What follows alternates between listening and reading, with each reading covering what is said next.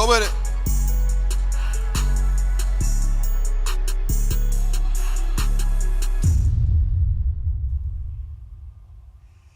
What's good? What's good? What's good? It's your boy, the Wall Street Trappin, man. Welcome to another dope episode of Trappin Tuesday. Hey, but check this out right quick. Hey, let's let Tootie beat ride. Tootie, turn it up a little bit. Turn it up a little bit. Ooh. Give me a little more. Tootie, give me a little more. Hey, Tootie got that thing riding. Give me a little more. Tootie, give me a little more. Ooh. That's a vibe. Hey, in the comment, that's a vibe or what? Tell Tootie that's a vibe. Give me 30 seconds of that, Tootie. Give me 30 seconds of that. Ooh.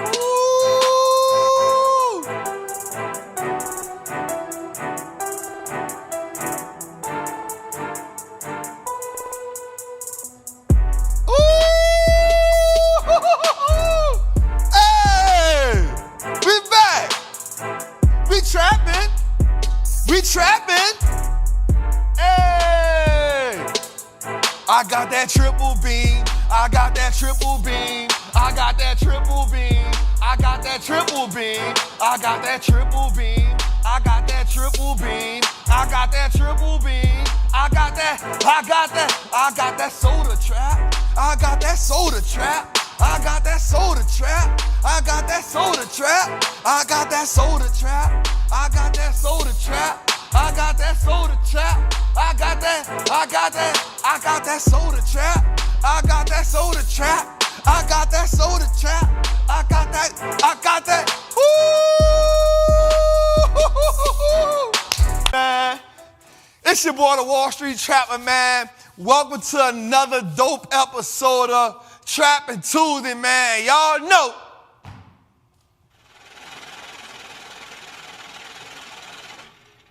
We gonna count money, man. Shout out to my dog, Tootie. You know, he the beat maker, he the hit man. So we keep everything in-house over here.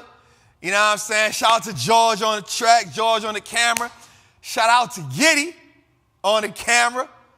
We got Dave in the back. We got Tootie on the track. Wait, we got Dave in the back and Tootie on the track. We got Dave in the back and Tootie on the track. Hey, I feel that right now. We got Dave in the back and Tootie on the track. Hey, that's the energy I got today, man. We feeling real good, man. It's your boy again, the Wall Street Trapper. To everybody, you know, this your first time. We want to just say, man, welcome home. We just say welcome home. You know what I'm talking about? For all my old trappers who coming back each and every week, who come and get that re-up each and every week.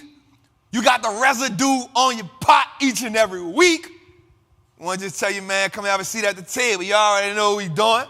You know what I'm saying? We're going to cook it up. We're going to break it down, man. It's been an interesting week. And we got a lot to talk about, man. Before this episode, man, I just was sitting down just thinking about, you know, just how I've evolved as a trapper, how I've evolved as a teacher, how I've evolved as a student, but how I evolved as a leader, man. And so each and every one of y'all, each and every week, man, I want you to understand that you are evolving as an investor. You are evolving as a pioneer. You are evolving as the person who will lead your family on. Watch this, what I'm about to say, y'all. An exodus to freedom. You are the person who will lead your family on an exodus to freedom. I was watching, so every year, twice a year, I watch 2 documentaries. One of them is the 10 Commandments, and the other one is called the Bible. So the Bible is this 10-hour documentary about the Bible. So it takes you through Abraham. It takes you through Joshua and Moses. It takes you through Samson and Delilah. It goes through Saul. It goes through David. Just it goes on, Daniel. And one of the things that always gets me is how we have to restore our belief system. Right? Like we got to restore our belief system. So one of the things I want everybody to do tonight, man, before we even get into this, before I get into the message tonight, I want you to like the channel, like it right now, subscribe to it, and do me a favor and send it out. Right? And send it out. And then tonight when you get off, I want everybody to subscribe. Go download an episode of Trappin for me, whether it's on Spotify, whether it's on Apple, whether it's on Google Play. Do that favor for me, man. That helps the channel out each and every week. As we are growing, I want to say, man, the channel has been up since September. We are at 21,000 subscribers. So that means that we so thankful for that. I know by the end of the year, we can be at 30,000 subscribers. That's because we're going to just continue to give value. So thank each and every one of y'all for that. But one of the things that caught me this time as I was watching it, man, was no matter what Moses did for the Israelites, their belief in him and God only lasted momentarily. It only lasted within the moment of gratification. Now, y'all know I ain't going to go crazy on this, but it's just something I want to talk about because if you know me, you know I always give God credit for everything I got going on in my life, and I'm not scared to talk about it. I don't know about any other financial literacy shows, but I love to talk about God and what he's done for me. And so one of the things I see that happens in life now, just like what the Israelites was, we don't renew our belief system, and because we don't renew the belief system, we can fail to believe sometimes. Our belief tank can run empty. So think about it. So the Israelites were in slavery, and then Moses got them out of slavery. They travel, to where they going at, and then they happen to be out of slavery. But as they travel on, watch this. They were held captive to the unknown, right? They were held captive and they were held prisoner to the unknown, right? So, they wanted to get out of slavery. Boom. Leaving Pharaoh was refreshing because they didn't know what was ahead of them. And in their mind, they thought, well, leaving Pharaoh, everything got to be better than this, but the unknown is scary. And so even though you're thankful that you left this imprisonment, you have a sense of freedom, but now you're enslaved by the unknown, and your belief system needs to be filled up again. And so they're in the land, and they don't got nothing to eat, and they tell Moses, like, yo, we need some food. So God gives them, the manna, right? And they're like, all right, bet. So they eat that, and Pharaoh behind them, they're like, hey, Moses, man, you took us from by Pharaoh to have us out here. You're going to get us killed. We could have stayed with Pharaoh. Again, no matter everything that God did for them, after they went so far, the belief system was on E. They needed to fill the belief system back up. So God did a new thing for them. Boom, we're going to split the Red Sea. Boom, you go through the Red Sea, right? Fill the belief system back up. You get on the other side of the Red Sea. You get to this land. Hey, Moses been gone for 40 days, man. Hey, belief system going down. They create the cow. The golden cow, right? They're getting on Aaron. Aaron, you got to do this, you got to do that. Boom, the belief system need to be filled back up again. Right, so on a journey to wherever we going at, I just want to say this, y'all. Consistently build your belief system. That is the one thing, and I'm saying this because I want to put this in retrospect. Right? I want to put this in retrospect right quick. I want to make this apparent. Each and every Tuesday when you come to Trappin Tuesday, not only do we teach about stocks, not only do we teach about investing, not only do I pour into each and every last one of you, but we won't fill up your belief system cup. I won't fill up the belief system cup that you're capable of making money in the market. I want to fill up the belief system cup that you are capable of building wealth for your family.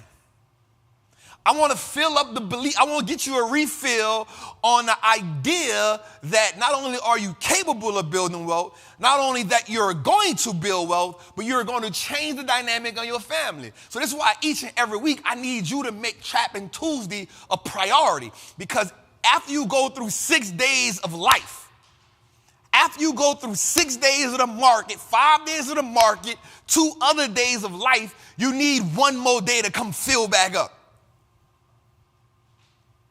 You got to fill the belief system back up. You feel me? So I want you to understand that each and every week when you come to Trappin' Tuesday, one of the things we doing, we are influencing your belief system. That's right. My goal is to influence your belief system. Let you borrow some of my belief. Let you borrow some of my energy. Let you borrow some of my accomplishments. Make a table for you, build a chair for you so we can increase your belief system. We family. This is a family. This is a community. Whether you understand it or not, each and every Tuesday you make time to come here at 7 o'clock and say, yo, 7 o'clock, I'm coming trap with trap. Boom. I make it a priority. Myself and my team, we make it a priority to make sure we put food on the table. Every week, George, he got to get the ingredients. Giddy, he got to put the silverware out. Tootie got to put the soul music on. Believe it or not, that's important. He got to make sure we happy in the kitchen. Dave got to make sure all the ingredients ready, and I got to come cook. This each and every week. And then Jose has to make sure everybody gets their portion. So you coming in every week, we come and refill you. We come and refill you. So again, man, before we get on to this too further, thank y'all, man. My assignment each and every week is to cultivate a profitable investing landscape within you. I'll say that again. Each and every week, my goal is to cultivate a profitable investing landscape within you. All right, man, so before we get started, man, how y'all feeling? Let me see it in the chat, man. How you feeling? How you feeling in the chat? Let me see. We trapping? We trapping? Listen, every time I hit you with something that you feel good about, I just say we trapping in the comment. Right? Every time I hit you with something that you feel good about, say we trapping in the comments, y'all. Right? I need that. All right. So we're going to start off this week, man. Each and every week we're going to start off with the mantra. Right? We're going to start with this mantra because this is what we believe. This is our philosophy. This is what we believe. This is our philosophy when it comes to ourselves and investing. Dave, let's get that mantra on the TV. Let's get it in their face. Let's go, y'all. Right? Let's go. I am a certified Wallstreet trapper. Look, I'm going to do it like this. I am a certified Wallstreet trapper. I am confident in my ability to make great investments. The stock market is a machine that prints money, and I am more than capable of operating that machine. Not only would I free myself, but my family would eat for a lifetime based off the information I apply today. I'm a money maker and a wealth builder. Today, I break all chains that anchor me to that poverty mindset. My ancestors will smile now because I have turned our last name into an asset. My family's purchasing power will increase indefinitely. Today, I make the declaration that no longer will I be a slave to money. No longer will the generations behind me inherit lack. No longer will I submit to selling my time for money. I am a first-generation millionaire. I am the architect of my family's legacy. I am a certified Wall Street trapper, and Wall Street looks like us now. Let's go, man. Give y'all a round of applause for that, man. Give everybody a round of applause for that, man. One more time. I like it. All right, man, so, man, we got some stuff to do, man. Get to sit at the table. Everybody sit down, right? Everybody sit down, right? Put your stuff on. Get off your phone. Get off your phone at the table. That's rude, right? Stop texting at the table. That's rude, right? We took a time to put these greens, beans, tomatoes, ham. It took us some time to put this together, man. Y'all know how it goes, man. Right? This ain't no microwave, man. This ain't no minute right here. All right, man, so let's start off, man, with a word on the street, man. How y'all feeling, man? Y'all feeling good? Y'all feeling good? Y'all feeling good? I like it, man. I like it. Let me see we trapping one time. We trapping. There we go, man. There we go, man. There we go, man. There we go, man. There we go, man. All right, man, y'all know, man, this first segment is called Word on the Street, man. This segment is just about putting our ear to the street so we can understand what exactly is going on in the market. So we can understand exactly how we can move around. So we can understand exactly where we can pivot. Remember, the art of the game is knowing how to pivot. It's knowing how to pivot. It's knowing how to get to the line and making it audible. All right, so let's tap in first, man. So the first thing I want to talk about is this, man. Today, man, we watched the market rally. Had a good rally today. Had a good rally yesterday, right? Dow Jones up, right? NASDAQ up, right? S&P up, right?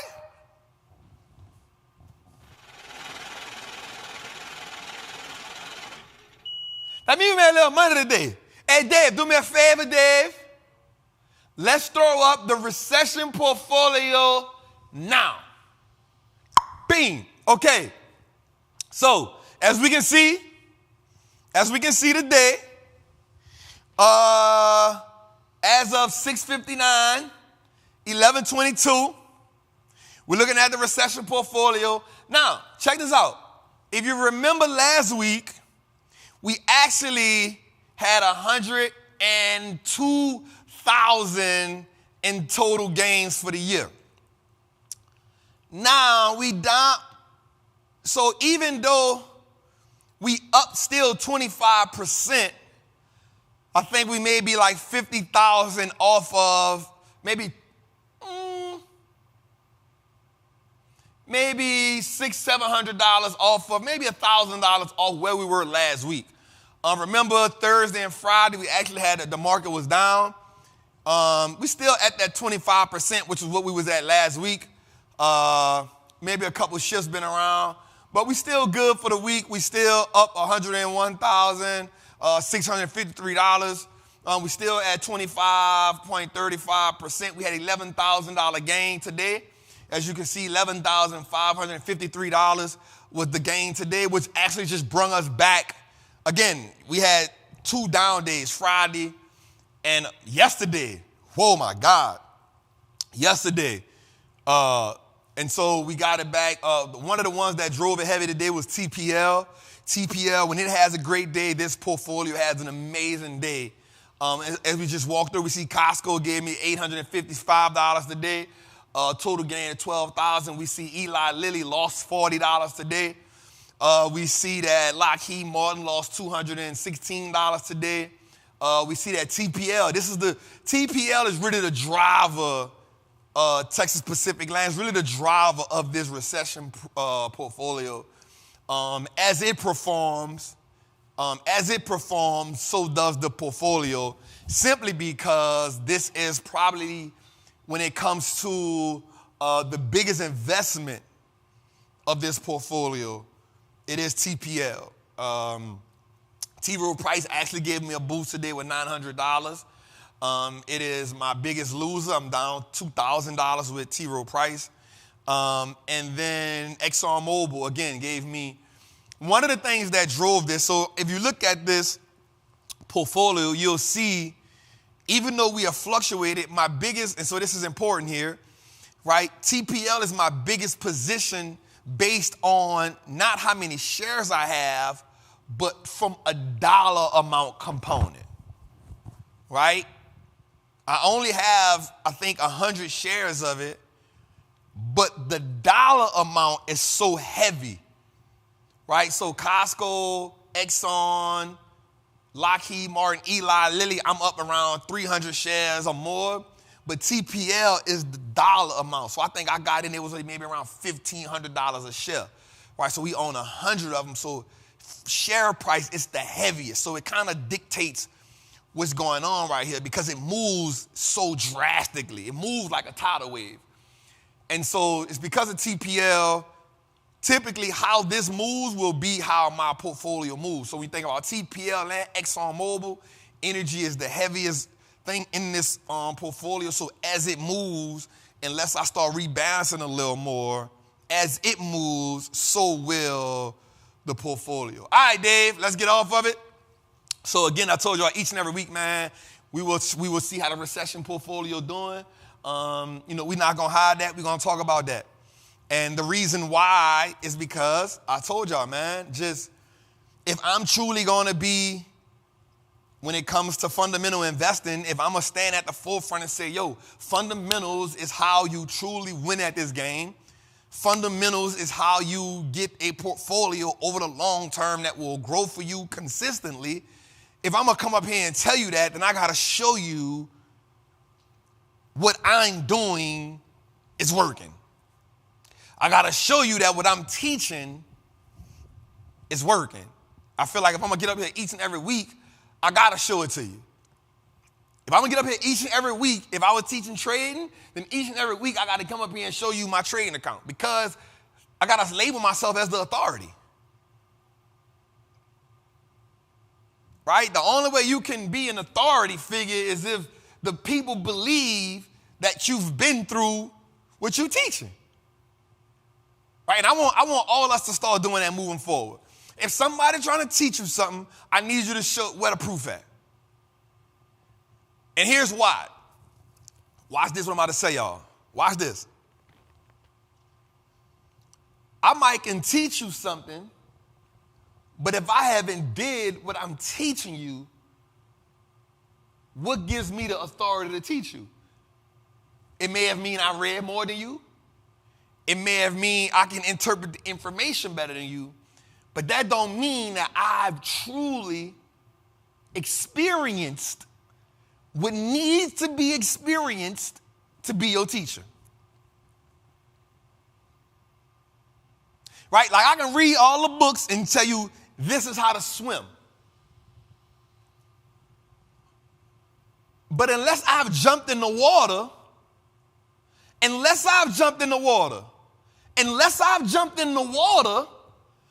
I now know how the body is going to react to the current. I know how the body is going to act when the heart starts beating fast. I know how the body is going to act when the water get in my nose, when the water get in my mouth. So now I can say, hey, listen, the water going to get in your mouth. This is what you're supposed to do. I need you to see me jump in the water and say, hey, I'm with you.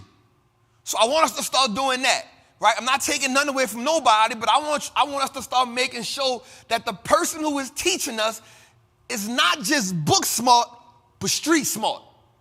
And when I say street smart, I mean inside of the same streets that they're teaching us about.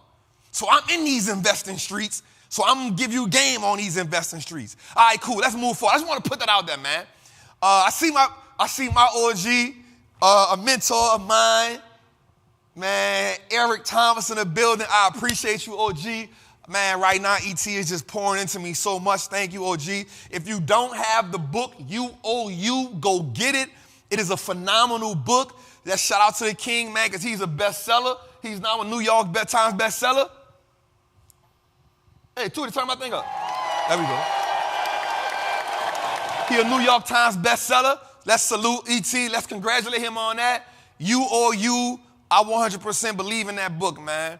All right, man, so let's move forward. So now we're going to talk about the heat check right now. The put-call ratio is at 0.64%. So what is that telling us? We already talked about that, right? That means we've had more calls. Like today we had 1.8 million calls. So we had 1.8 million calls. That means that's 1.8 million instruments that felt good about the market. So we had that many buyers. That means they were optimistic about the market. So if they're optimistic about the market, they're pushing the market green. We had 1.1 million puts, mean we had 1.1 million people that placed bets the opposite way. Now, here's what we know. We understand the market is based on supply and demand. So if the market is based on supply and demand, we know that today, watch this. Today, the people that were optimistic outweighed the people that were pessimistic. So the people that were optimistic outweighed the people who were pessimistic. So for that, we had a green day. Let's go, man. All right, so today we look at all top 10 industries. We're looking at, everything was good today, man, from consumer discretionary, energy, financials, materials, real estate, information. Everything was good today. So that means the market just was feeling good. And so when the market feeling good, that means we can do what?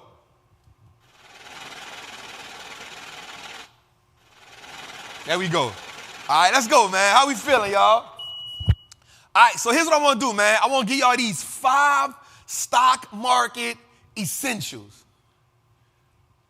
I want to give you these 5 stock market essentials. Watch this. 1, diversification. Right? So what this simply means is, are we able to balance out our asset classes? And because we're talking about stocks, we're talking about now in each asset in all 11 sectors. So here's why this is important. Remember, I showed y'all the recession portfolio. And I told you what's driving that portfolio is energy.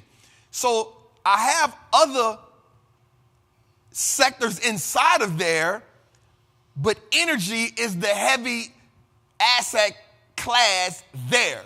Now, as the market shifts, I may have to rebalance my portfolio. So being able to diversify is 1. 2, strategy. We got to have a strategy. Listen, we cannot freestyle our way to wealth. We must have a strategy. So when I built the recession portfolio, I had a strategy. I didn't just jump in the game. Okay, let me make this make sense. If I'm going to somebody else's hood and hustle, I have to create a strategy. So I got to know who the hustlers are.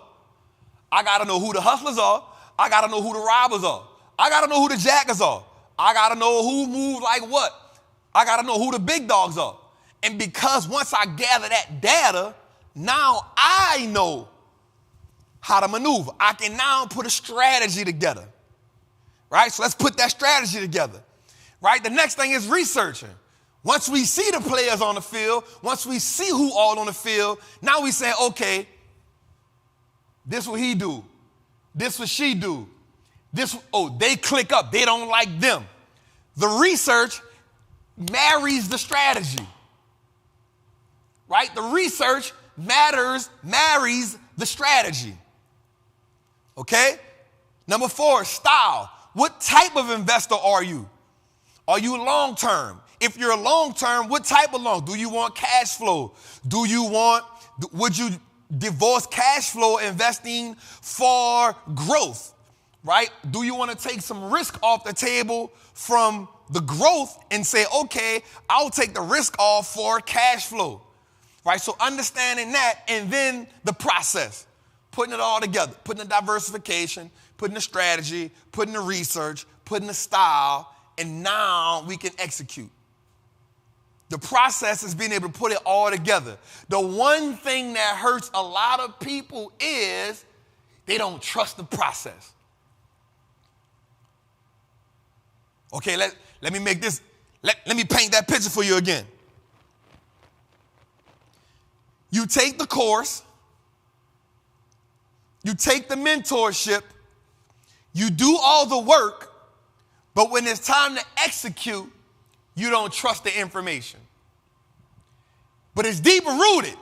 There's a trauma there. Watch this. There's a trauma there because you don't truly trust something in you. The process. You don't trust the process because you don't trust you. And so let's go back to the beginning. Each and every Tuesday when you come here, our goal is to do what? Cultivate that profitable investing landscape within you. So when your cup run empty by Monday, Tuesday, you getting a refill. You come back Tuesday to get the refill.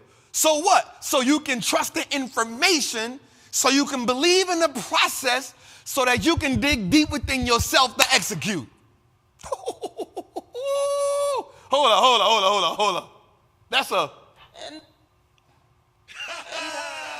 that is. That's what that is. That's what that is. Hold up. Shut up. All right, man, let's go, man. Let's move forward. So those are 5 stock market essentials I wanted to give y'all, man. So we looked at it today. Man, the market is in greed, right? The market is in greed. Now, I'm going to be real with y'all. When the market is pushing toward greed, I know there's nothing for me to buy. When the market is pushing toward greed, I know that there is nothing for me to buy. Nothing at all. It's nothing for me to do in that situation. It's nothing for me to do in that situation.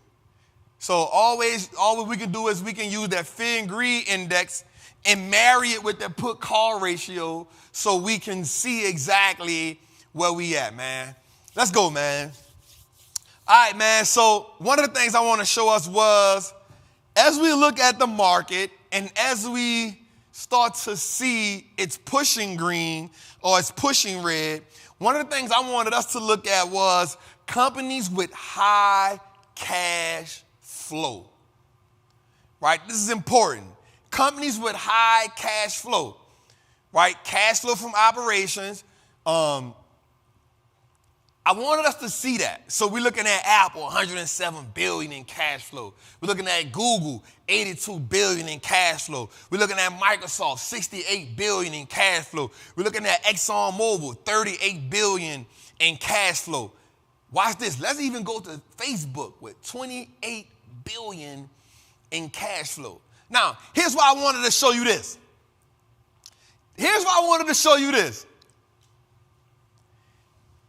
Even when we look at stocks and we see that a company's stock is down, I want you to understand that that company is a living, breathing mechanism that's still pumping cash flow.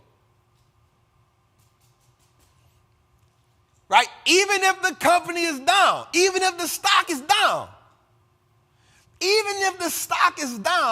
I want us to understand something. The stock represents how people feel on the market. People feel a certain way based on temperament, based on facts, and then based on emotions. Apple stock may be down, but the company still has $107 billion in cash flow coming in. So what does that mean? Even if the stock down, if the company still has high cash flow and high free cash flow, then that means it's just going through a hard time. That just means there are certain parameters around the stock that we got to understand. Okay, we in a lesson right now.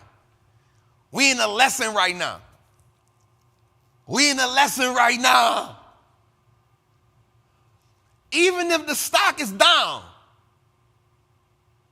if we go see that the company has a great balance sheet and we see the company has large free cash flow and operational cash flow, meaning the money that's coming through the business, right?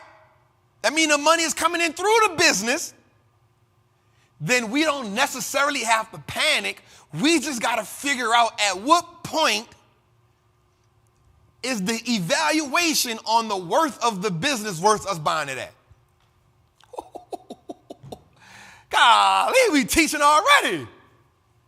Right? So I needed you to understand this because a lot of people look at the stock price. The stock price is the last thing we look at. A lot of people look at the stock price and say, I don't want to invest in that company. But yet the company may be one of the top 10 companies in the world with free cash flow and operational cash flow. Don't worry about the stock being down right now because now it goes back to the first part we talked about what? The process. Trust in the process. Gathering the information, laying out the data and saying, here's what we're doing. All right, let's go. Okay, Q1, Q2. Let's also look at this. Companies that paid out the most dividends in Q1 and Q2. Microsoft, $9 billion in dividends. Apple, $7 billion in dividends. JP Morgan Chase, $5 billion in dividends. Procter & Gamble, $4 billion in dividends. Coca-Cola, $3.8 billion in dividends. Now, here's the thing. Companies that can consistently pay us dividends without taking on debt. Ooh, this is good. Watch this, y'all. Watch this. Watch this. Watch this. I like when a light bulb go off in my head, right? I like when a light bulb go off in my head, right? I like when a light bulb go off in my head. Watch this. You can use this. If you go back to the other slide, Dave, go back one time for me. Boom. If you go to this slide and say, okay, these companies have high cash flow and high free cash flow. Now go to the next slide, Dave. Boom. And the company can pay out a high dividend. That means that company got a strong balance sheet. Golly. I want you to sit that in your head right quick. If the company has high free cash flow, high operational cash flow, and they're on the list for paying out big dividends, that may be what you call a prospect.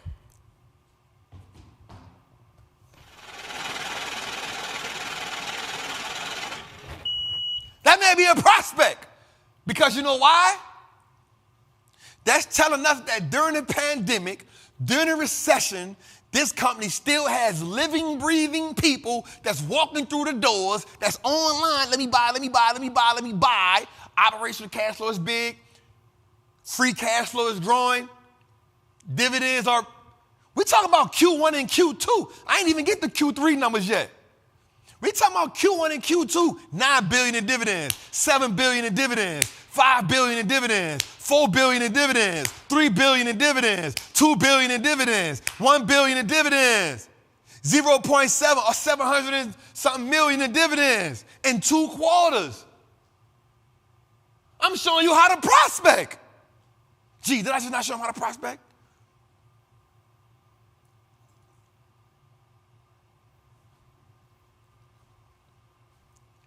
Hey, each and every week when you come to Trappin Tuesday, I'm trying to tell you, nobody ain't gonna teach you like this. This is a master class. I'm showing you how to prospect. I just showed you how to I could have had that in the Wallstreet Trappin course, man. I could have had that in the Wallstreet Trappin course. I just showed you how to prospect. I'm telling you this, y'all, this is real talk. Each and every week, my goal is to help you understand that you can do this. Each and every week, my goal is to help you build your confidence in playing this game. And all I ask for you to do is like and subscribe to the channel. All I ask you to do is go download the episodes when they drop. That's all. We're going to give you a game each and every week. We ain't going to play no games. We're going to be the best show on the net. We're going to be the best show out, yo. Ain't nobody going to match the information. Let's go. And there to monitor all up here. All right. 3 things to avoid in this current economy. Companies with weak fundamentals. Companies that aren't doing share buybacks. Let me stop right there. Right? A company with weak fundamentals. So we talking about bad balance sheet, more debt than capital. We talking about small or no cash flow or free cash flow. We talking about a company that cannot do share buybacks. So when the company can't do share buybacks, that means they can't add value to us as an investor. One of the ways that they can add value to us is by buying back shares. And then no dividends. Now, the dividend part can be, what's the word I want to use here? Optional. Right here, Tudor. Optional or interchangeable. Right? Optional or interchangeable. So if a company not paying back dividends, but they have a share buyback and they'll have no share buyback and no weak fundamentals, we can't do that. Now, watch this. Even if the company is paying dividends and they can't consistently increase them, we don't want that. We don't want that. All right, let's go, man. Let's go, man. All right, so check this out. Here's something I found out, too, that this monitor off of my numbers.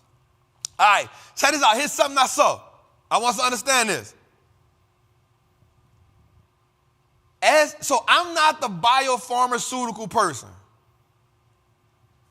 I'm not the biopharmaceutical. I'm not that person. But here's what I've learned. And here's what I've seen. As I've been doing my research, because, I just be researching, I saw that these 4 stocks are doing numbers on the low. I'm plotting on the low, scheming on the low, working on the low, smoking on the low. I just be rocking on the low, scheming on the low. You remember that old Drake song? But check this out. Gilead, Amgen, Biogen, Vertex. These companies are punishing the S&P 500 right now. These 4 companies are quietly killing the market, and here's one of the reasons why. Low expectations. They under the radar. It's just not came back. And they're consistently adding products to the pipeline. Now, if you're in Trappers Anonymous, I was supposed to do a ticker symbol Tuesday today. I'm going to re-up on you tomorrow. I'm going to give you a ticker symbol Tuesday in the morning because I broke down one of these companies. I said, ooh. You know that Lil Wayne thing? Ooh. Ooh.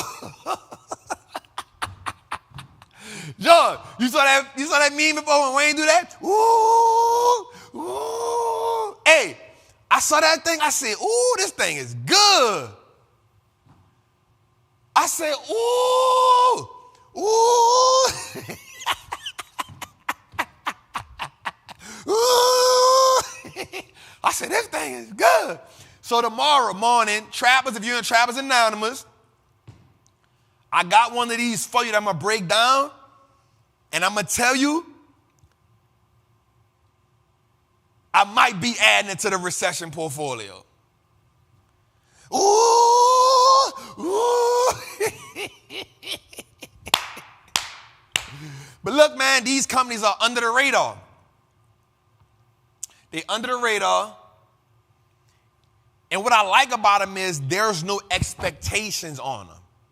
Right? All the expectations around Disney and Tesla, the big boys, they're running so under the market and so under the radar right now. Look at Vertex up 45%. People are hiding out in biotech and they are hiding out in energy. I just gave you a gem if you will or not. People are hiding out in biotech and they're hiding out in energy. I just gave you a gem just now. Ooh, ooh.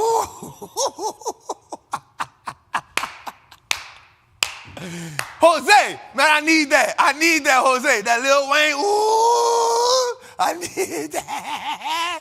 All right, man, let's go, man. I love y'all, man. All right, so check it, man. So I know we keep going back to streaming, And it's a big deal with what's going on right now. Right? It's a big deal that's going on right now. So here's something that I just paid attention to. Right? Here's something I paid attention to.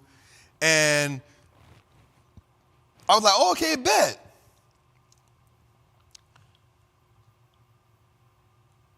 Netflix changed the game again quietly.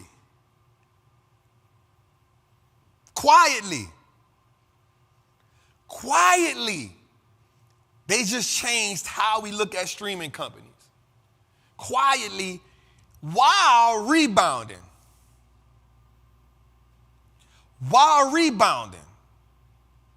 So remember I said this. When we talked about Netflix, remember I said you can't count out somebody like Reed Hastings.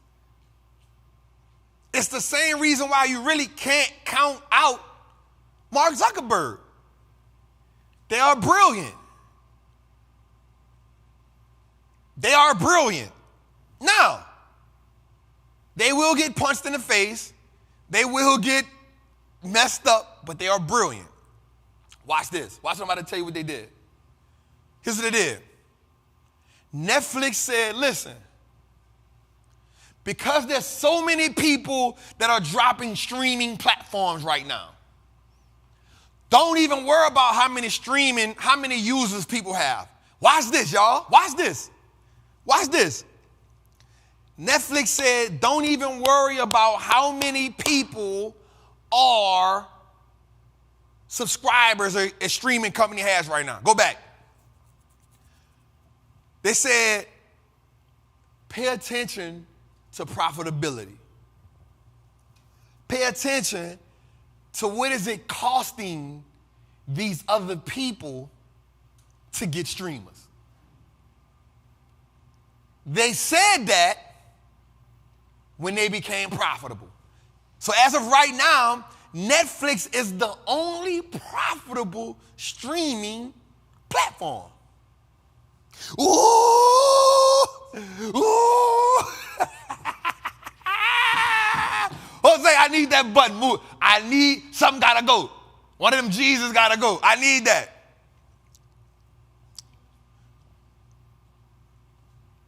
Netflix is the only profitable streaming big dog. Has 223 million subscribers. Now check this out. Disney by itself only has 164, but once it adds Hulu and the other things that it now has 235 million, which surpasses them, right? So it has to add everything else. Now watch this though. Netflix is the only one that is profitable. So when Netflix said that, look, don't even worry about subscribers. Matter of fact, I'm not worried about subscribers no more. I'm not worried about subscribers. If you're going to judge me on profitability. But if you're going to judge me on profitability, judge everybody else on profitability. And boom, guess what happened? Disney reported earnings. And guess what happened when Disney reported earnings? They reported a $1.5 billion loss. They reported that their streaming losses continues to grow. They reported only $1 billion in free cash flow over the last 12 months.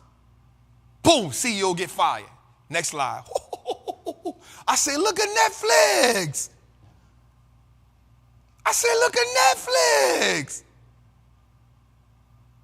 He shifted energy. He said,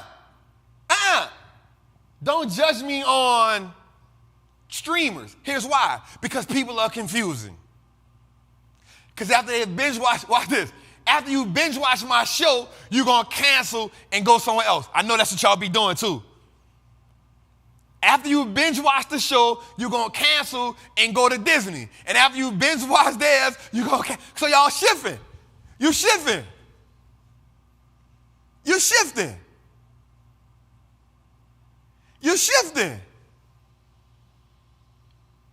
Right?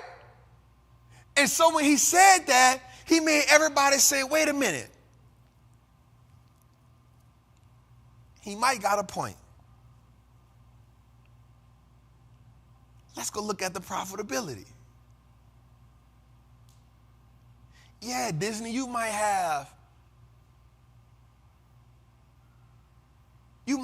235, 32 million subscribers. But are you profitable? Yeah, I did lose a million subscribers, but that wasn't real subscribers. That was one person with 6 emails. Ooh! Yeah, I did lose 100 million subscribers. A million subscribers. Yeah, I did lose 2 million subscribers, but that was 10 people with 8 emails apiece.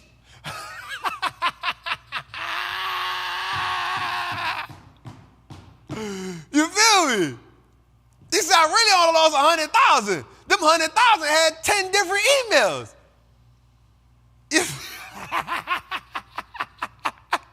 So he said, let's check the books.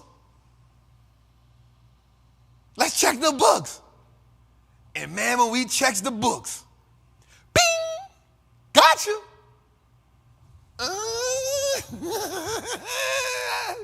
All right, let's go, man. All right, so now check this out. And here's how Disney got burnt. Here's how Disney got burnt. Once we checked the books, yep, Disney, you did gain some more once you add Hulu and everybody else you got. But let's look at the profitability. And here's what we saw. You lost $1 billion in free cash flow over the last 12 months, and you lost $1.5 billion in profits. And your streaming losses are growing.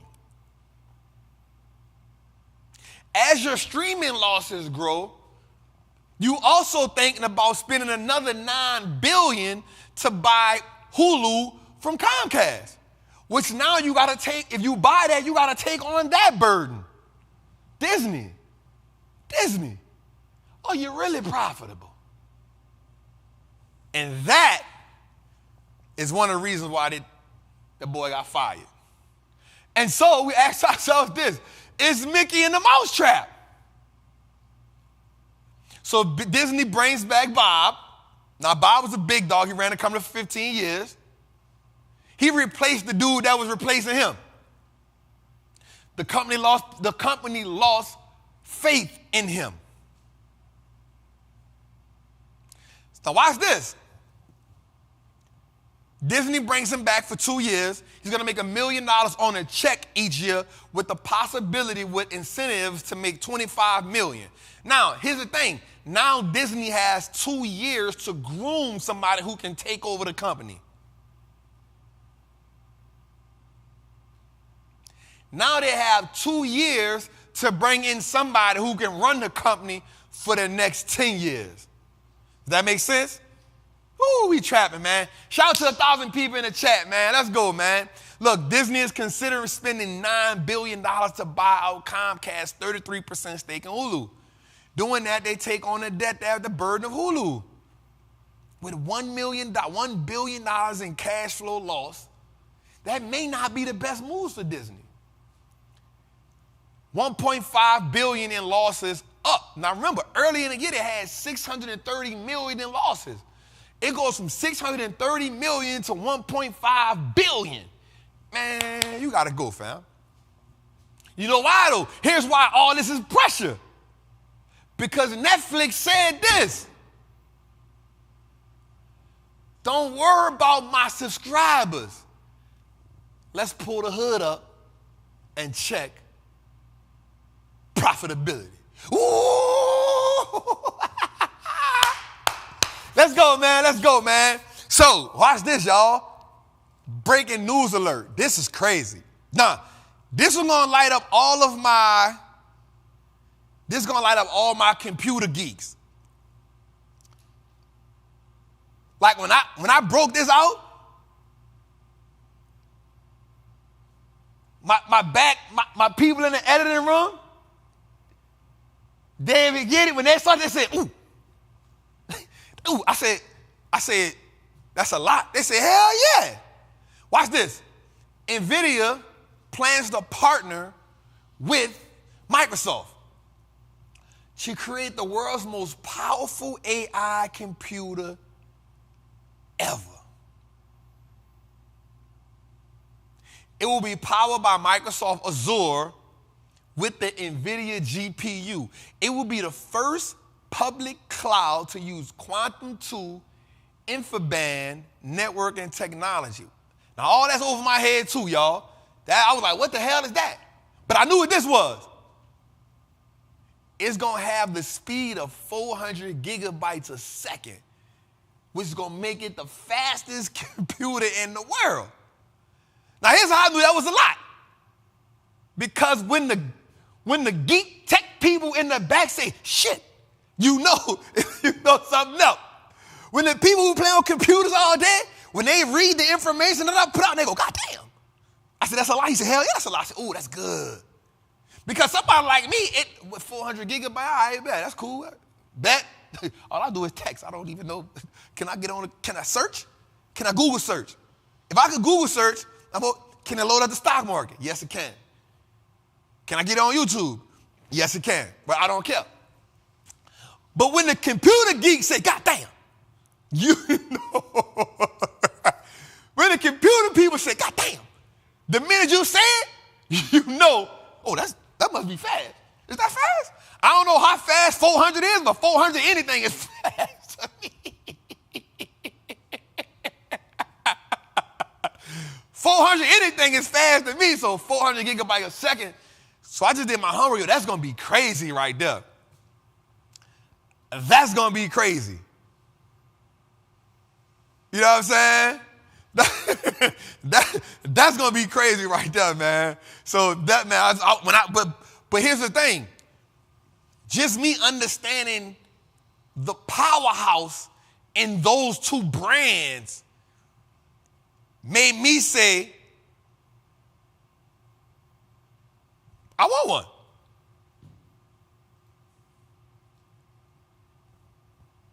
I want one.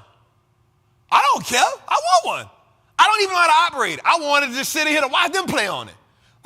So I can go, God damn, that thing fast, dog. Let's go, man. All right, man. So moving forward, man, watch this, man.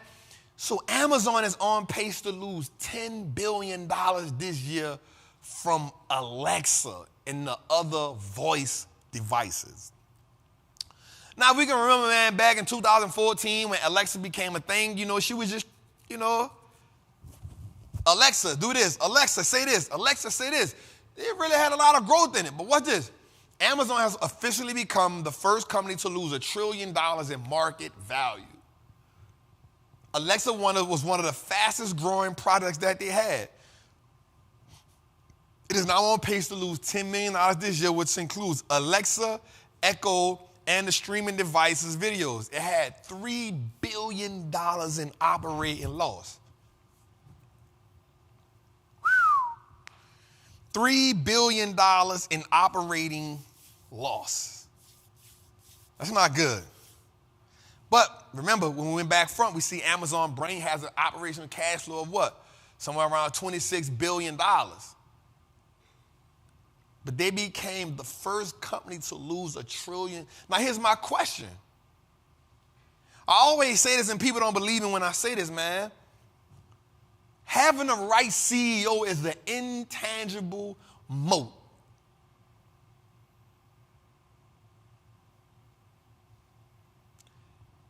Having a Jeff Bezos, a Bezosa, a Bezosa, a Bezosa,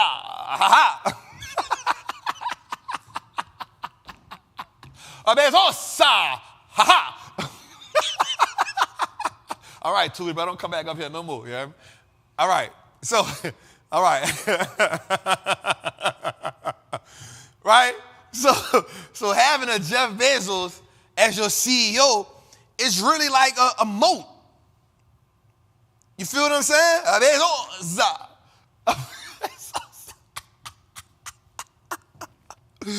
You feel me? It's kind of like Apple having a Tim Cook as the CEO.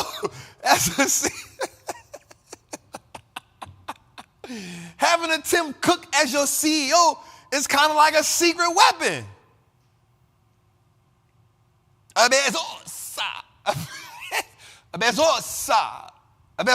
Georgia.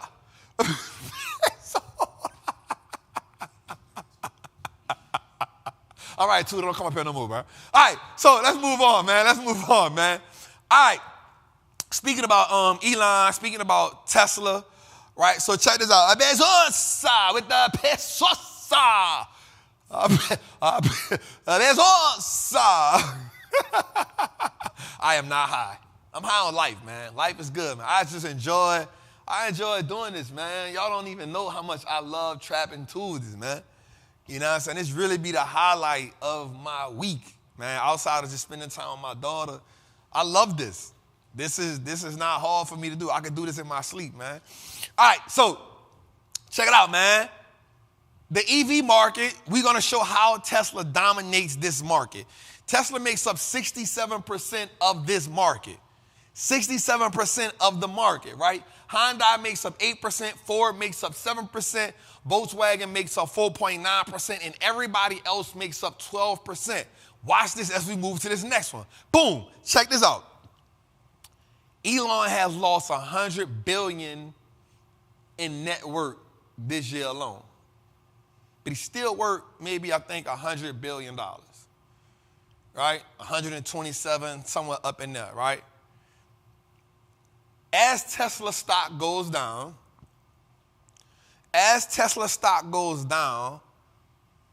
you got to understand something though. He didn't really lose it in cash. Now, he also took about 54 million to buy Twitter, right? That costed him, right? That cost him, right? And so he's doing things over there with that company that's causing our lives. Let's go to this next slide, right? Boom, let's check this out. He has sold $36 billion in Tesla stock since November. So think about it. If he lost $100 billion, he just took $36 billion from himself to go buy another company. So did he really lose $100 billion? All right, so let's go forward, man. But if we look at Tesla compared to the other companies, you got to ask yourself, what's the storyline? Remember, Tesla always needs a storyline, right? So we got to figure out where the growth at. Thank you, everybody, for the super chats tonight. I apologize for not shouting y'all out. Thank y'all, everybody, for the super chats. They are so appreciated. So as you got to understand that, yes, he is down compared to General Motors and Toyota, but I want you to ask yourself this question. You know, he has the semi truck coming out. He has some other things coming out. But remember, watch when I go to this slide. I want you to see it, right? So as we go to this next slide, I want you to understand something that over time, if there's a story behind Tesla, when Elon is truly in his bag, this stock runs. Right? So like over the last 2 years, before I say something, over the last 2 years, the stock is flat. The last 3 years, the stock is up 665%. The last 5 years, the stock is up 751%. Now watch this. The average Tesla in Q3 sold for $51,000. Now watch this. Revenue is up 579% from 2021. EBITDA, which is earnings before interest, taxes, depreciation, and amortization, is up 167%, and deliveries are up, right? Deliveries are up 45%, right? So what's driving the stock down? Is because people really just don't feel like he's dedicated right now. They feel like he's locked in on Twitter right now, and so that's throwing him off. And it may be, you know, I said something, I wish I would have screenshotted it, but my trap masters know. I said, yo, the stock, because of what he got going on, the stock may go down to 177. Once it went down to 177, I said it'll go down to probably like 160. Just because of his commitment level. You feel what I'm saying? Just because Because here's the thing, and I remember I had this problem with Square. I said, it's very hard for a CEO to run two companies on the stock market. It's hard. It is hard. And so it's hard to do that. So I definitely want to see how he just plays this, man. Just want to see how he plays this. It's a lot trying to juggle those two companies. Now, the one thing is he took Twitter off. It's not a public company no more. It's a private company. So that's under his regime is going to be private. So that's one thing. But you need some, especially with a company that's ever evolving, that's ever innovative, that's ever growing like Tesla, you need him to be committed. You need him to be locked in because that's, remember, we talked about the CEO being a intangible asset. This stock goes where Elon goes, right? Wherever his focus is where the stock goes, right? Wherever his focus is where his stock goes. Let's go, man. All right, man. So again, energy is lifting the market up. So some people may say, well, Trap, don't you think energy is too high right now? Well, you got to ask yourself, what is the catalyst for energy? Right? So let's look at it. 8 out of 10 energy stocks in the XLE are actually in a bull market.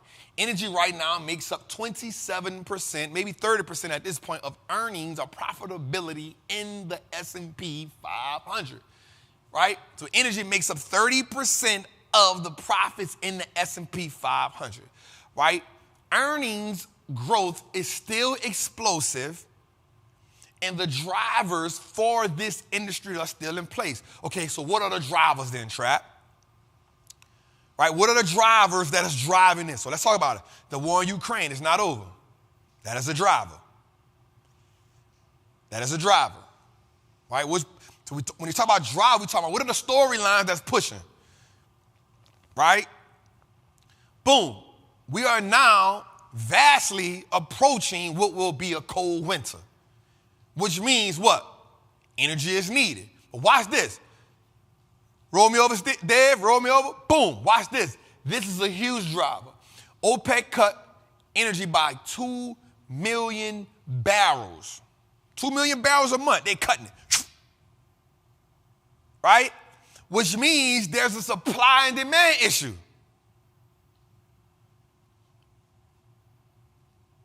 Anytime there's a supply-demand issue, what happens? There's a storyline that does what? Push forward. I'm going to show you why. A storyline came out Monday that said OPEC is going to add 500,000 barrels a month back to the market. Energy went down. This is why my recession portfolio had to recover. Yesterday, I was down $30,000 because of that storyline. Because if they add 500 barrels to the market, that means there isn't a supply and demand issue anymore. OPEC hurry up and got on TV and said, hey, we ain't say that. Matter of fact, we think about cutting some more. Guess what happened? Boom, storyline, drought, right back up. I recovered all of that back. Storylines become drivers. Storylines become drivers. Yesterday, a story came out that said OPEC will add $500,000, 500 barrels of oil back to the market per month. Energy sector took a bang. OPEC said, we didn't say that. I don't know who in America came up with that storyline, but that ain't us. We ain't add nothing. We just told y'all last week we cutting by 2 million barrels, and you keep playing with me, I'm going to cut more. They said it. And guess what happened? Oh, my bad, y'all. My bad. Energy shot back up. Storylines become drivers. There's an energy crisis in Europe, which will also, if you're on the East Coast, you may be affected by this a little bit more. The war in Ukraine is still the thing. California is still having a different type of energy problem. Energy is in a crisis. So when you're having these type of when you're having these type of storylines, these are the things that push energy forward. Energy is up 68%. Watch this. It is the only sector in the market that is green year to date.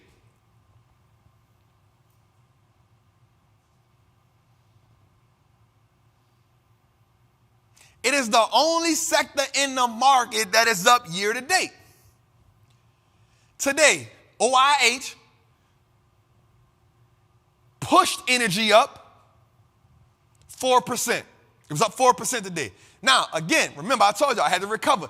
Yesterday, I only got two options in. I got the XLE and the OIH. Yesterday, OIH lost $18,000. From my option share, I was up 33%. That one storyline took me from up 18% down, down 6%. I said, God damn. Today, it recovered that and is up 8%. Storylines. You can't be emotional in this game. Understand the drivers and how concrete they are. All right, let's go, man. We cooking. All right, so the OG, if you haven't seen his movie, it's on, I forgot what it's on.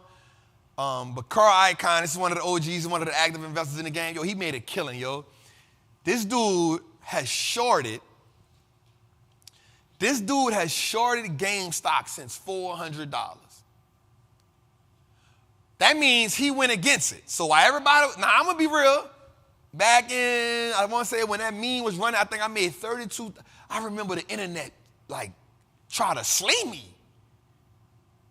I remember they try to, slay me.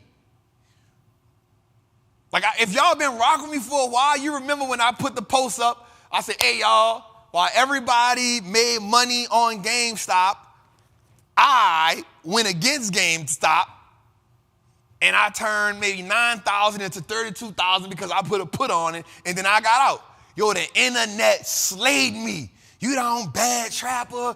You taking people. How I'm taking your money? Once you put your money in the market, that ain't for you no more. That's for the market. That is for the people. That is for the people. That money ain't for you no more. That is for the people. That is for the people. Hey, let people try to crucify me. You don't bad trap. You going against people money. Yo. I said, how I'm taking advantage of the people? That ain't your money no more once you put it in the market. What are you talking at me for? I said, what's the difference between them people? You mad at me? Ooh, ooh. Look at Tootie, y'all. All right, bet. So the people was mad at me. I ain't care though. I took my money and went about my business. You'll get over it. You hear me? You get over it. But anyway, Carl has been against this stock since it was at 400. It is now $25. So, of course, we don't know. That's a 75% deal. So here's what I did. I got my research team. Shout out to Micah. Shout out to Q. I was like, yo, we got to put some type of number together to make this make sense. So here's what we said.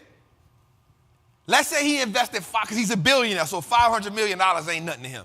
So if he invested $500 million on a short, as of now, that $500 million would have made him $375 million, including that 4-to-1 stock split that they did.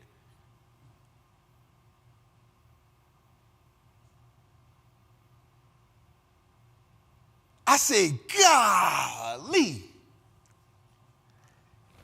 Big bets on a big fall, yo. And here's the thing we got. Once you put your money in the market, yo, it ain't me betting against you. I'm playing the odds on the market. I want all us to win. But here's what happens. You got to treat a gamble like a gamble, treat an investment like an investment. You got to stop going all in on stuff that you don't know about. This is what happens when the internet dictates your investments instead of you letting the data and the information dictate your investments. So $500 million turned to $375 million, including the 4-to-1 stock split. Shout out to Carl Icahn. He's a legend. He said he's going to stay in there. He keep biting off the position, but he's going to stay in there. He's going to ride that thing all the way down to about $9. So it's a good chance he can make another $125 million off that, man. That's crazy. That's optimizing your money, man. All right, man. Something big that I like, man, that I saw, right? Estee Lauder buys Tom Ford. I'm not going to lie. These glasses, Tom Ford. I like Tom. I think Tom Ford is a distinguished style. Right? I think it's a distinguished style. Right? So Estee Lauder buys Tom Ford for $2.8 billion. Right? They beat out Kering Group. Now, Kering Group is a company that owns Gucci. Right? In a $2.8 billion bid, Estee Lauder already owned the rights. The licenses to Tom Ford beauty and fragrance. Now it owns the brand. This puts them into the fashion world. Remember, this now puts Estee Lauder, with them buying Tom Ford. Tom Ford is a real nice brand. I remember coming up, I told myself, I need to get me a Tom Ford suit. I still got to get me one. I think a Tom Ford suit I think every man should have one. It's a rather expensive suit. But I think every man should have a Tom Ford. They just fit you well. You get them tailored, is it. But Estee Lauder buys Tom Ford for $2.8 billion. This now puts them in the fashion world to compete against LVMH and the Kering Group. It's not bad. They're already going to be in the makeup world. They're already in the beauty world. They're already in the fragrance world. Right? Tom Ford already has a strong customer base. They lead in the beauty industry. They make a lot of money in the makeup world, the fragrance world, and now Estee Lauder gets to double down and get into the fashion world. This is not a bad investment. This is now outside of their realm of what they do. I like it. Makeup, beauty, fragrance goes with fashion. It's not bad. I think it's a pretty good buy. Tom Ford is a very distinguished brand. I think it's a good buy. Maybe I want to see how this pans out for Estee Lauder. I'm going to watch the stock. I'm not going to buy it, but I definitely want to pay attention to it because Tom Ford will actually now add on to their balance sheet. So I definitely want to watch it. I definitely want to pay attention to it because the luxury good industry has a specific type of buyer. Right? The luxury good industry has a specific buyer. Remember, Bernard Arnault became the richest man in the world off selling luxury goods. So we definitely going. I'm not mad at this at all. I'm definitely not mad. I'm not mad at this at all. Let's go, man. So, man, this segment right here is called Learn the Lingo. It is brought to you by none other than Trappers Anonymous, man. Listen, Trappers Anonymous is an amazing community, man. It is designed to help you build your confidence as an investor. It is designed to help you build your confidence as a first-generation wealth builder, right? Whether it's between Moat Mondays, whether it's between Ticker Symbol Tuesdays, whether it's between ETF Thursdays, whether it's between Drip Fridays, whether it's between Study the Great Saturday, Live from the Kitchen Sunday. Man, it's just a great group, man. This week I didn't go live yet in the group, but I will go. We went Sunday. Tomorrow I will put that ticker symbol in there that I owe y'all. But man, just come join us, man. It's $47 a month, man. You cancel anytime you want. We ain't trying to hold you hostage, but I promise you, spending $47 a month to make $47 47,000 times, I'll do that any day of the week. To be around a group of people, no matter what level you on, you're welcome. Welcome home. No matter what level you're on, no matter how much knowledge and information you have, you are welcome in Trappers Anonymous. We don't care. We want to help you get better. We want to help you grow. We're doing a toy drive in New Orleans. We announced the date on that. And then we building out these chapters in every city so that we can go to every city so you don't feel alone, so you can have meetups. And next year, I will be going to every city that has a chapter that we design, that we map out. I'll be going spending time with just my group, man, with my community, man. So come join Trappers Anonymous. You get 8 weeks free when you join it for the year. The link will be in the description. All my Trappers say we good in the chat, man. Matter of fact, all my Trappers, if you're in the chat, say welcome home, man. Let's go, man. All right. So this week's Learn the Lingo is growth rate, right? Growth rate measures the change in a specific investment during a period of time. How can it grow? What is the rate at which it's growing at? Right? For me, if you're buying a stock, if you are getting a growth stock, it should grow at about 15 to 20% a year. Right? You should at least get an ROI on that thing of about 8% a year at minimum, at best. But you know, as a trapper, I tell y'all we could do 8% in our sleep. Right? So growth rate is how is your stock growing year over year? What is the rate at which your stock is consistently growing? Oh, my trappers in the building. Oh, my trappers in the welcome home. Let's go, baby. Good old soul food. You hear me? All right, man. Let's go. As we move forward, man, I want to take a second to let everybody know that Thursday, Thanksgiving Day, at 2 o'clock p.m. Eastern, we are dropping Trappin' Tuesdays special edition Bird Talk.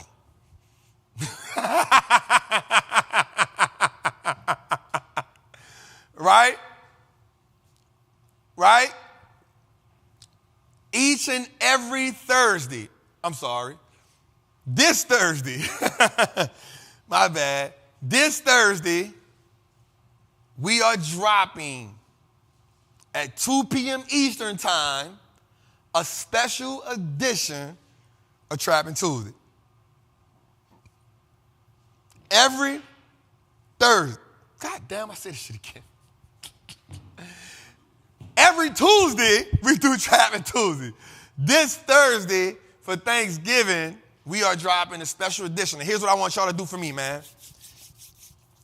At 2 o'clock p.m. Eastern time, this Thursday, I want you to be bold enough to put your TV on YouTube. It's called Bird Talk. Special edition. We trapping. We in here. I had to dig in my pocket. I had to dig in my pocket to make George stay. I had to dig in my pocket to make Tudor stay. Dave, I had to dig in my pocket. 2 p.m. Eastern. Tap in, y'all. The real reason behind this is because I felt like everybody gonna be with their family, everybody gonna be chilling. And if you a trapper, if you've been rocking with me, I know you probably done told somebody in your family about what we doing. And so what I wanna do is, I want you to be like, yo, just tap in for my guy. It's gonna be about an hour and a half episode.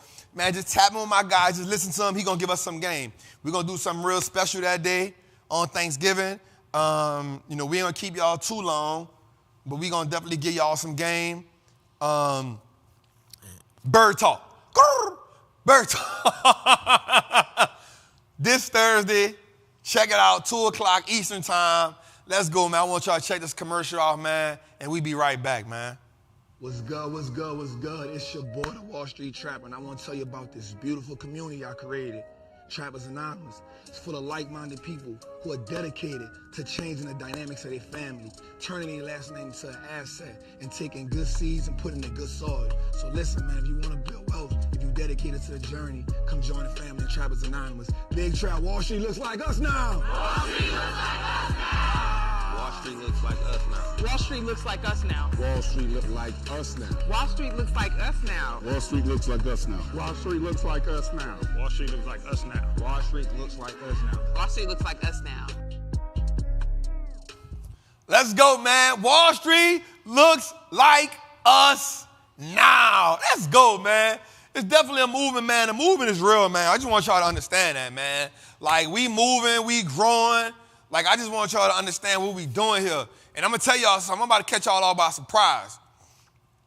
If you're in Trappers Anonymous, next year,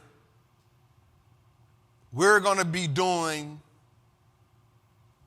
live shows in the trap. We might do a subscription.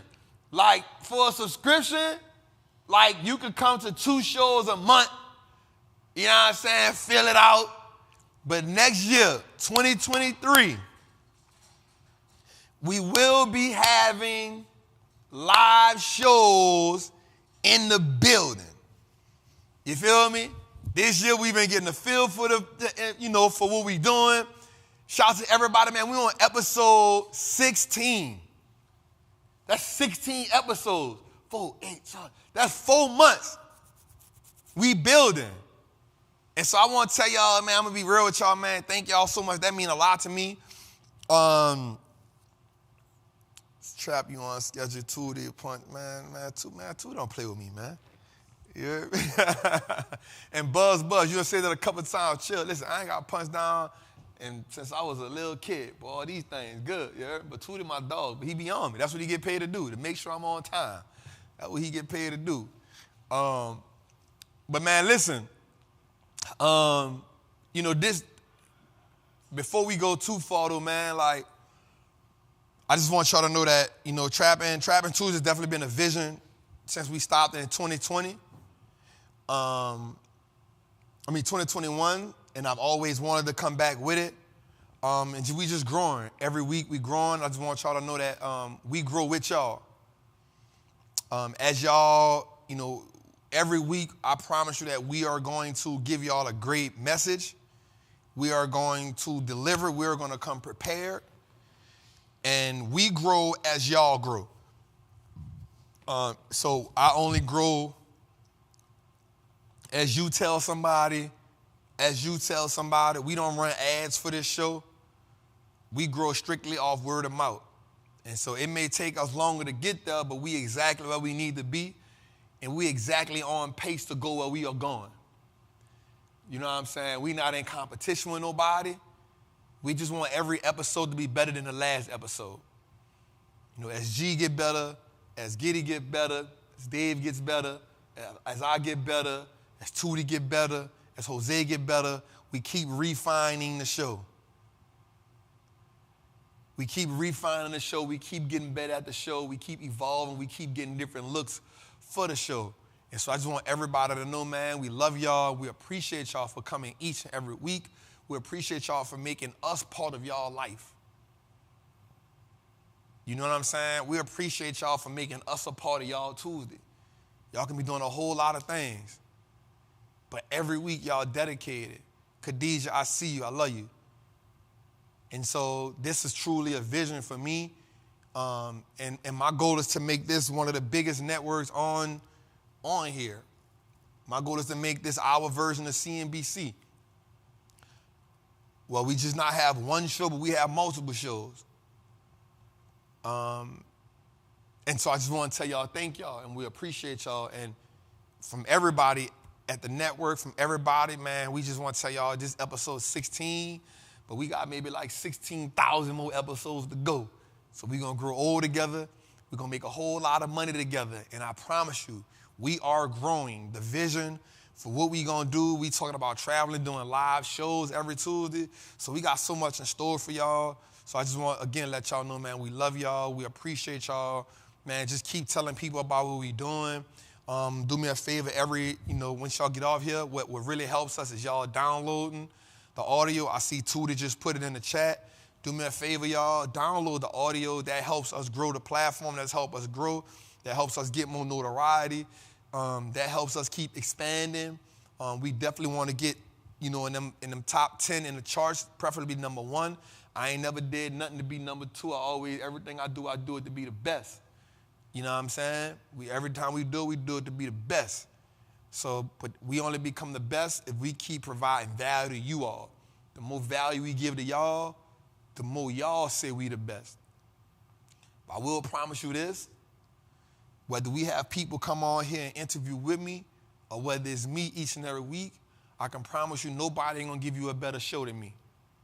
When it comes from the content, when it comes from teaching you, when it comes to making you laugh, when it comes to not giving you no fluff, when it comes to truly educating the culture on how to build wealth in this market and making this understandable, I can promise you, and I'll put my name on it, I'll put everything I got on it, nobody gonna dedicate more time to giving you better information and content than the Wall Street Trapper and his team. And I can promise you that. So with that, man, I love you, man. I appreciate you. Let's go, man. So this week, man, Certified Trapper of the Week. It's none other than Jeremiah G. Hamilton. Listen, Jeremiah G. Hamilton was a Wall Street broker, noted as the first black millionaire in New York, right? Hamilton was a shrewd financial agent, amassing over $2 million before his death in 1985. Listen, he was considered the richest man in the U.S. He is currently buried in the Greenwood Cemetery in Brooklyn. And in 2015, his book, the bio, The Prince of Darkness, was written. It's a great book. You should definitely read it. But you know, when a man doing his thing, when especially a black man doing his thing, man, you already know they got to try to throw dirt on his name. They always got to say that he did something wrong or he did something illegal. They saying he was swindling people and all that. All he did was play the same game that they played. That's all he did. And you know, like I know, when you play the game that they play, they get mad. When you start doing the things that they doing to them, they get mad. This is why they burned down Black Wall Street. This is why they burned down the one in Florida. This is why they burned down Rosewood. When you start amassing more wealth than them, playing the same game that they playing, they throw dirt on your name.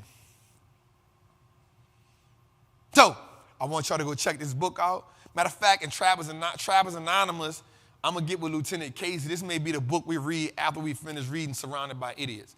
This may be a good one right here. I like this one. Let's go, man. So, man, listen, breaking down a brick. This segment is brought to you none other than Trapper Apparel, Inc. Hold on. Don't y'all attack me. The merch is coming. Leave me alone. It takes time. I'm not just throwing something out there because the minute you order your merch and you don't get it in 3 to 5 days, I'm a scam. The minute you order your merch and you don't get it in a week, I'm a scam. Now you in the comments telling everybody, I ordered the jumpsuit from Trap. I ordered a t-shirt from Trap for $47 and he ain't sent it to me. He a scam. I don't need that. I don't need it. I'm doing good.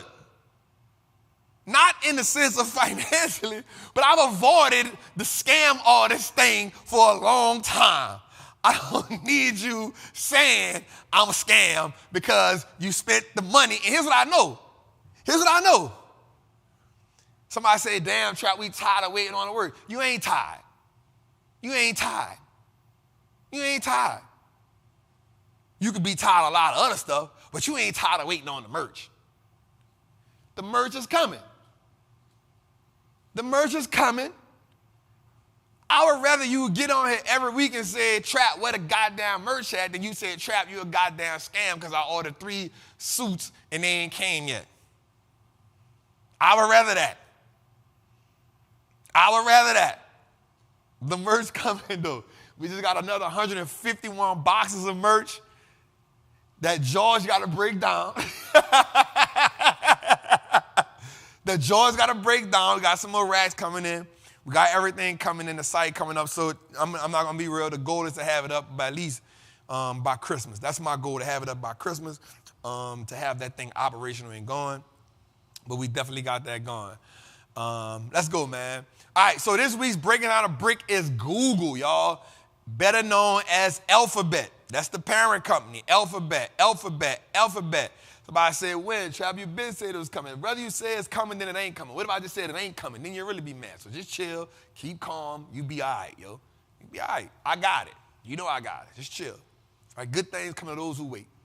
All right, so Alphabet, right? Better known as Google, right? Now, it actually has Alphabet A and Alphabet C. The difference is when you look it up, Alphabet A has voting rights. Alphabet C doesn't. Now, here's what I want you to look at. How does Google make money? We talk about Google Cloud. We talking about Google, the search engine. So 58% of their money comes from search engine, $149 billion. $31 billion comes from YouTube. We talking about the Google network, the Google Cloud, and other. Watch this. Known for its search engine, Google also has one of the greatest tech acquisitions of all time. When Google spent $50 million to acquire Android, that $50 million turned into $31 billion in revenue and $22 billion in profit. I'm gonna hit that one, but this one. She's a runner, she's a track star. She gon' run away when it gets hard. Because they've been running with that one, boy. Right? But then they also spent $1.6 billion to acquire YouTube, which has not let them down yet. They both turn into amazing investments. The thing that I think about Google is this, though, man. They can make amazing investments, but they have been having a hard time with innovation. Right? Every time they try to come up with a product, it doesn't work. But they are great at acquisitions.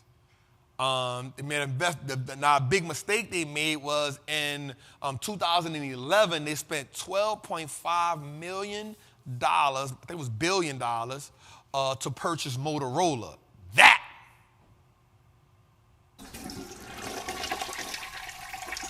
That ain't work.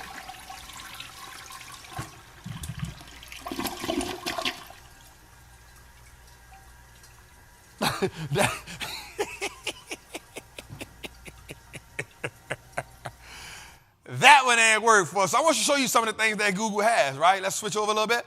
Boom. So we're looking at it, man. We're talking about Waymo. We're talking about Google. We're talking about Jigsaw. We're talking about cybersecurity. Man, they're great. Now, don't get me wrong. Artificial intelligence, DeepMind. Like Alphabet is a great company. You know, as we saw earlier, it's the number 2 company on the market when it comes to operational cash flow. Right? It is an amazing company.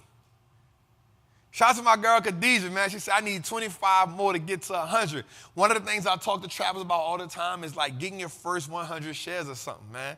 Shout out to Khadijah, man. Let's shout out to Khadijah in the chat for that, right? Let's talk about some of the acquisitions, man. We're talking about Android, YouTube, Motorola, Waze. Let's talk about Fitbit, Gmail, Pixel. So definitely, you know, Google has definitely made some great acquisitions. And I will say this and I'll say it again. One of their hiccups has not been growth because they're good at acquiring businesses. This is why we like companies with strong balance sheets so they can acquire businesses. It's been an innovation for them that has been a struggle. It has been them attempting to create products on their own that they have had a hard time with. I remember saying it, like that goddamn folding phone that they try to keep dropping, that thing keep being trash. Every time it just be trash, right? So that's it, man. But shout out for Google. So I actually like Google. I own Google.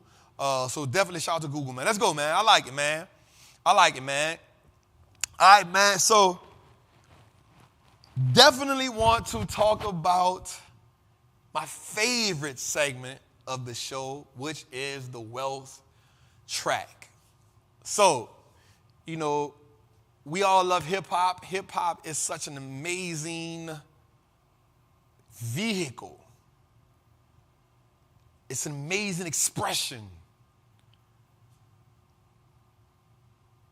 But there's a lot of money being made in murder music. There's a lot of money being made in the exploitation of black women. There's a lot of money being made in the murder of black men. There's a lot of influence to black children. And I often say that people like KRS-One and Public Enemy and people like that didn't run out of raps.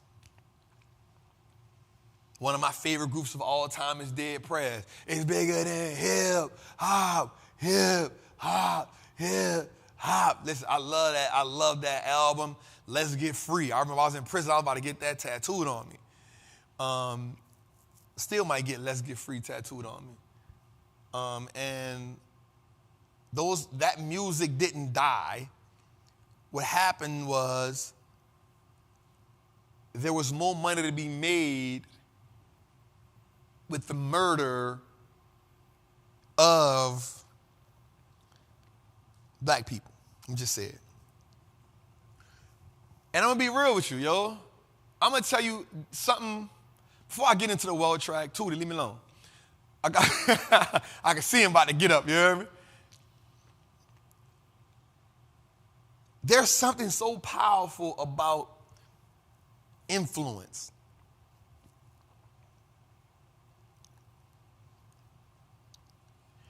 We all are influenced by something. I'm going to get into that later. This is going to be good right here. This is going to be good right here when I get into this. All right, so this week's thing is, well track is by Wiley. Watch what he says. He says something. Gotta build a pension now so when I'm older, I can live when I can't get a job. Done deal. Done deal. Gotta build a pension now so when I'm older, I can live when I can't get a job.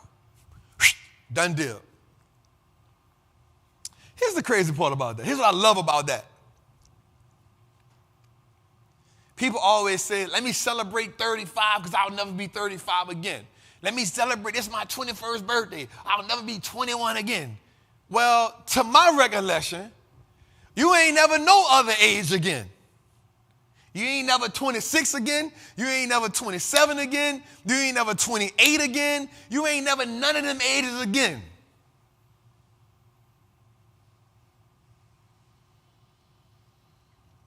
We gotta take the right now serious. You wanna have fun now, you gotta be able to find that balance between having fun, because I'm not the person to just say don't have no fun. You gotta be willing to have fun now and invest now at the same time. Because check this out. You gotta be able to grind now so you can live so here's what I want you to understand. And we all can attest to this. I don't care how fine you is, how muscular you is, you're not going to be able to do the same stuff when you're 60 that you was doing when you was 21. Yeah, you might can run 10 miles at 60, but you ain't going to run them fast as you can run them when you was 21. That recovery time take a little bit more. You might can do 100 push-ups when you was 60, but when you was 21, you did it in 2 minutes. At 60, it take you 5.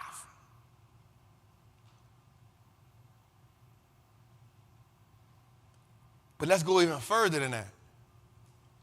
You're working all that overtime now. You're working the 2 jobs now. When you're 60, you ain't going to be able to do that. So this is why this one is so important. Build your wealth fund now. Build your wealth fund now.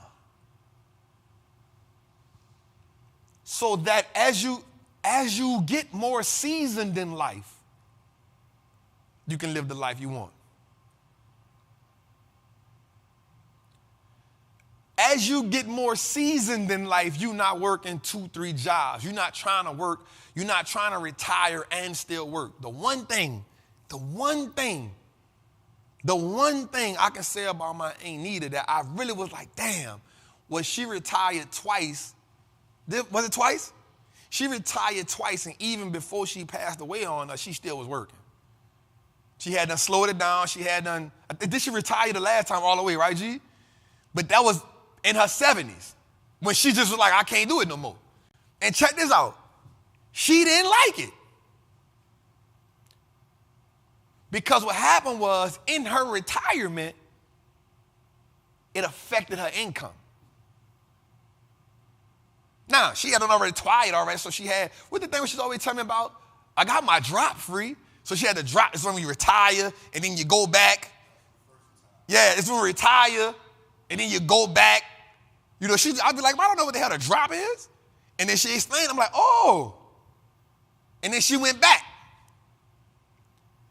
And that happens, man. And she used to always tell me, even my Aunt Glow before she passed, she's like, yo, I got to invest right now. I need to invest right now. My Aunt Nita used to tell me the same thing. Free, come show me how to do this. I need to do this. I need to do this. Because what happens is when you get older, you start realizing, damn, I can't work like, it's a lot for me to get up. It's a lot for me to get up and go to work at 60, at 70. This takes a lot out of me. And you start to realize, damn, them other 30 years that passed, I should have been investing. Them other 25 years, I should have been investing. Because you don't want to be, I remember even as an iron worker, my cousin called me the other day. He said, cuz, he said, man, ask me this question, man. What went through your mind when you decided to become the Wall Street trapper? Because I remember telling him, like, cuz, I'm about to go all in, man. I got to teach this to people. I say, cuz, it wasn't about the money. I was investing my ass off, and I understood the power in this. But what I didn't want to do is, watch this. I didn't want to look back at myself at 60 and say all I ever did was iron work.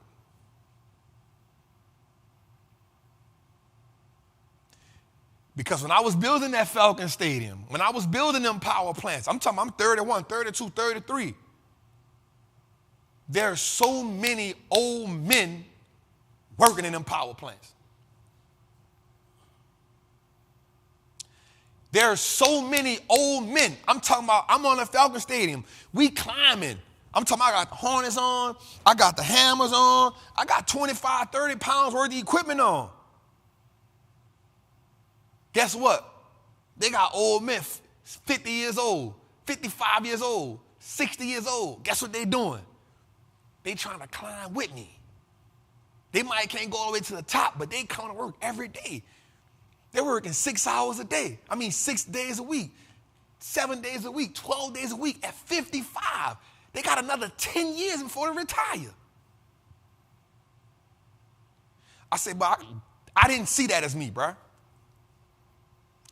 And I'm not saying there is something wrong with it for us now because we have the information, we have access to it. For the generation before us, they worked best with what they had.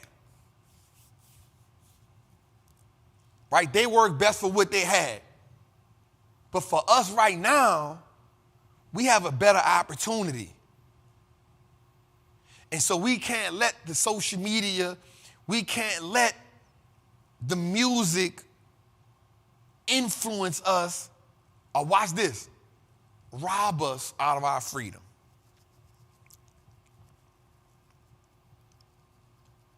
I'm in my zone now, Tootie. Leave me alone. We in it. So let's go to this, man. This is my wise words of the OG, and I want to talk about that for a second.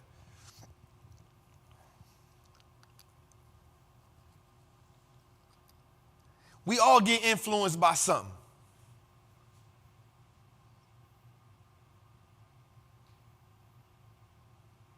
We all get influenced by something. And I realized this so much when I unfollow everybody on Instagram.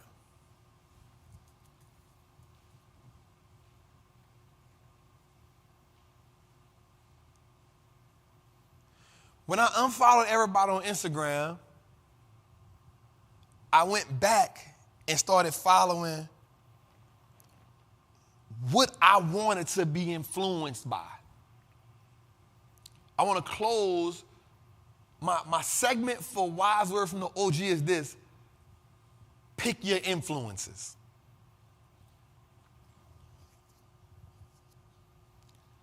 Pick your influences.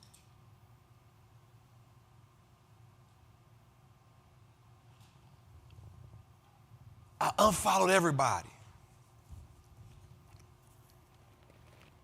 And I said, I only want nothing against none of my homies or the people I love. I said, but I only want to follow people right now that's influencing where I want to be. So I started following workout people. I started following health people. I started following T.D. Jakes, Eric Thomas, Inky Johnson. So after I made a post, if I did scroll, I say, damn, I'm following somebody now that's cooking healthy. So you know what I got to do? That made me say I got to be healthy. I'm watching a dude or a queen work out, and I realized I ain't work out today. Damn, I got to go work out. So now I'm hitting the gym once, twice a day. Or if I get on there, I see Inky, I see E.T., I see T.D. Jakes, they spitting that word. Guess what they mean to me? Trap, you ain't read today. You ain't today. Bet. And what I realized was they influenced me. They influenced me to eat better. Why? Because I know Trap. Bro, we got to get it. So I've been working out every day for 2 weeks straight. I ain't missed a day. I ain't worrying about how I look. I ain't worrying about nothing but what? Creating and cultivating a routine that takes me where I got to go at. I'm not worrying about looking at the gym. I'm not worrying about looking at the mirror. Every day I just won't do it because the people who I've chosen to influence me are making me say, nope, you ain't work out today. Nope, you ain't eat today. You ain't eat right today. Did you listen to God today? Did you read your Bible or your Quran today? Did you read a book today? I picked the people I wanted to influence me. And now I think I've been doing it for 30 to 35 days, and I see the change in my life. I see the change in my mental clarity. I see the change. I'm clear on my messages for Trappin' Tuesdays. I'm clear on what I need to be doing as a father. I'm clear on what I need to be doing as a leader. I'm clear on what I need to be doing as a CEO.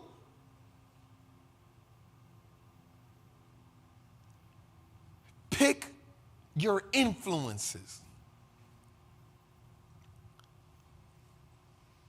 I want you to understand that freedom is an acquired taste and it's expensive.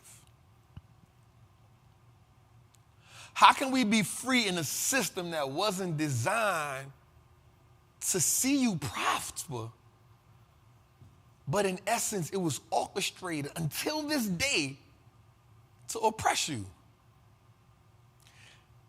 The same system is responsible for what you see, think, and believe about yourself. Let me say that again. Because most people think that what you see and what you speak and what you believe about yourself comes from you. You don't even realize how you've been influenced to think about yourself. You don't realize how you've been influenced to see black men a certain way. You don't realize how you've been influenced to see black women a certain way. You don't realize how you've been influenced to see white America a certain way. You don't realize how you've been influenced to walk through the world. You won't realize it. Because once you be in it for so long, a garbage man can ride on a garbage truck every day, but after so long, he don't even think he smell like shit no more.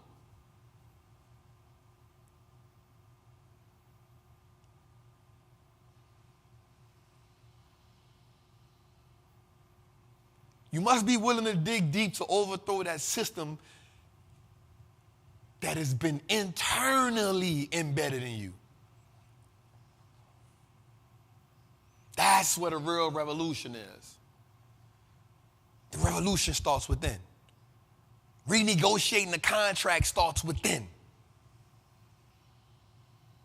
It starts by saying, I need to filter everything. Everything. I need to strip it naked. I need to strip the belief system now. I need to ask myself and question myself, where did these values come from?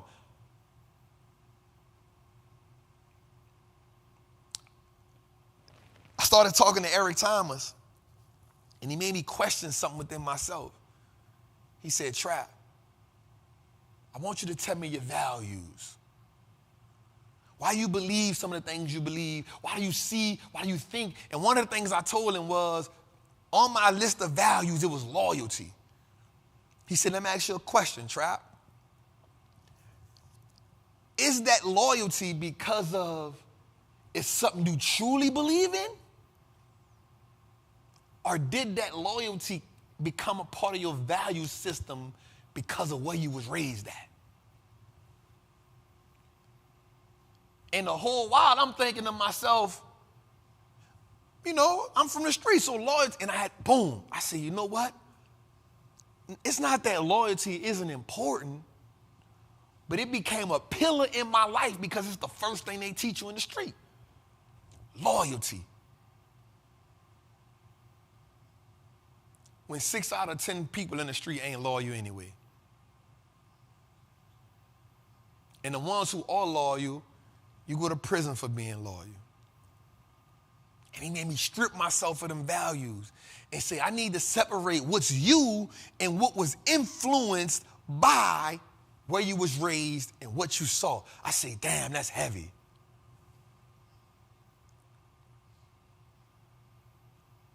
So when you research and when you strip that internally, now I want you to sing loud. Loud as the people who sung We Shall Overcome. Zestfully and vigorously as the people who screamed Free Huey in front of that Oakland courthouse. You got to have that voice loud so you can understand who you are. You deserve to be wealthy. And I say this proudly. I say this proudly. I am not anti anything or racist against anything but ignorance. But I'm definitely pro-black. Because black wealth is beautiful. Black wealth is needed. And black wealth is necessary. It's your boy, the Wall Street Trappin, man. Welcome to another episode of Trappin' Tuesdays. Man, we love you. We appreciate you. I want you to do something for me, man. We have the Black Friday special. The link will be in the description. The Wall Street Trappin course is $700 off. $700 off if you haven't taken it. It is 100% the catalyst to how I built the Recession portfolio. I'm not telling you to take it, but if you truly want to get better at the game, you take it. It's 19 modules. You take it at your own pace. Do me a favor, everybody who's already there, man, download an episode of Trappin' Tuesdays. I will see y'all Thursday for Thanksgiving, 2 o'clock, Bird Talk. Tootie, let that thing ride. Turn it up for me.